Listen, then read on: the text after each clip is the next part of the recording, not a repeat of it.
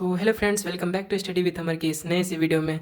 तो आज हम सॉल्व करने वाले हैं एक बहुत ही इंपॉर्टेंट क्वेश्चन 1 एक्स स्क्वायर, यानी ये डिटर्मिनेंट का क्वेश्चन है और इसको इसके अकॉर्डिंग प्रूफ करना है। यानी ये LHS है, इसको RHS के बराबर करना है, साबित करना है। ये बिहार बोर्ड, CBSE बोर्ड इत्यादि सारे बोर्ड्स में पूछे जाने वाली highly repeated and very important question है। तो चलिए आज हम इसे सॉल्व करते हैं। डिटर्मिनेंट वाले सवाल में बेसिकली कुछ नहीं, सॉल्यूशन लिखना रहता है। और है, ध्यान दीजिएगा, सॉल्यूशन लिखने के बाद इसमें पहले मानना पड़ता है, क्योंकि ये तो सिर्फ सवाल दिया गया है, हमें कैसे पता चलेगा कि ये डिटर्मिनेंट है। तो पहले हम लेट मानेंगे, इंग्लिश वाले लेट और हिंदी वाले माना लिखेंगे। लेट, यहाँ पे डेल बराबर 1 x square x x 1 x square x 1 ऐसा लिखेंगे।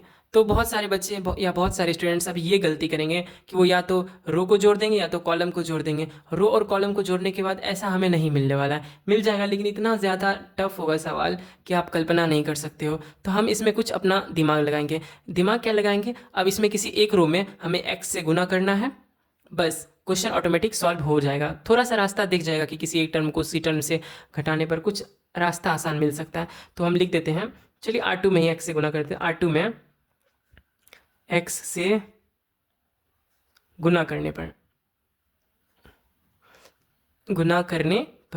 देखिए, मैथ का एक रूल होता है। अगर आप किसी सवाल में कुछ छेड़खानी कर रहे हैं तो आपको, अगर मान के चलिए किसी सवाल में आप x से गुना कर रहे हैं, तो आपको x से भाग भी देना पड़ेगा, ताकि सवाल में कोई हेर फेर ना हो, ताकि सवाल में कोई परिवर्तन ना हो। तो वही करना है। डेल बराबर x से गुना कर रहे हैं तो x से पहले भाग भी तो देना पड़ेगा ना सारी टर्म को, क्योंकि हम तो अपने मन से कर रहे हैं। तो चलिए 1 x square x³ x² x square और 1। अब क्या करना है? R2 को R1 में घटा देना है, तो R2 माइनस R1 कर देना है। तो डेल इक्वल टू 1/x। फिर R2 में परिवर्तन लाना है, तो सबसे पहले R1 का जितना टर्म है सारा लिख देना है और R3 का भी। हमें परिवर्तन R2 में लाना है। चलिए x³ माइनस 1 ऐसा लिख सकते हैं, x³ माइनस 1। फिर इसको इसमें घटाने पर 0 प्राप्त होगा, इसको इसके घटाने पर 0 प्राप्त होगा। अब कुछ नहीं करना है, along R2 अगर इंग्लिश वाले हैं along R2 लिखेंगे, और अगर हिंदी वाले हैं तो लिखेंगे R2 के साथ प्रसरण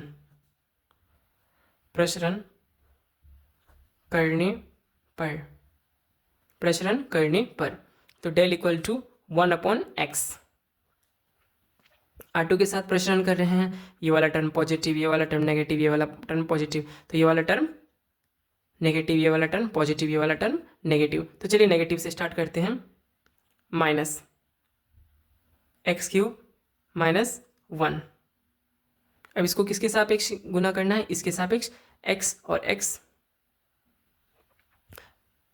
इसको इसके हिसाब से गुना करना है x, और यहाँ पे ऐसे गुना करेंगे घटा के x पे पावर 4। ये तो आपको पता ही होगा। यहाँ पे ये टर्म प्लस मांगता है, 0 के साथ कुछ भी गुना कीजिएगा तो 0 ही होगा। फिर उसके बाद यहाँ पे माइनस हो जाएगा तो -0 यही हो जाएगा।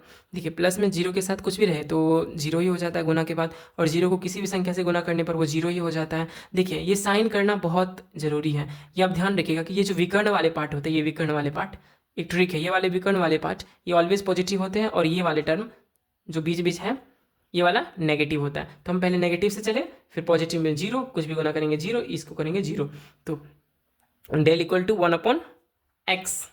माइनस को बाहर के अंदर में ही रख लेते हैं, माइनस को हम बाद में अंदर भी कर लेंगे, ठीक है। तो चलिए माइनस को अंदर ही कर लेते हैं। 1 - x³ माइनस अंदर जाने के बाद यही होगा 1 - x³ इंटू में है। यहाँ से क्या करना है हमें? x तो कॉमन ले ही सकते हैं। अगर हम यहाँ से x कॉमन लेंगे तो बचेगा क्या? 1 - x³ और बाहर में x बच जाएगा गुना के रूप में, और ये वाला x आपस में कट जाएगा। 1 - x³ और एक और 1 - x³, ये एक है ये एक है, दोनों मिलके 2 हो जाएगा, 1 1 2। तो 1 - x³ का होल स्क्वायर। क्या यही हमें प्रूफ करना था? देखिए, यही प्रूफ करना था, हो गया। RHS that's proved. इतना आसान सवाल है, ऐसे ऐसे सवाल आप आराम से बनाइएगा तो आपको 5 नंबर आराम से मिल जाएंगे। तो आज का क्लास यहीं तक, तब तक के लिए best of luck for the future.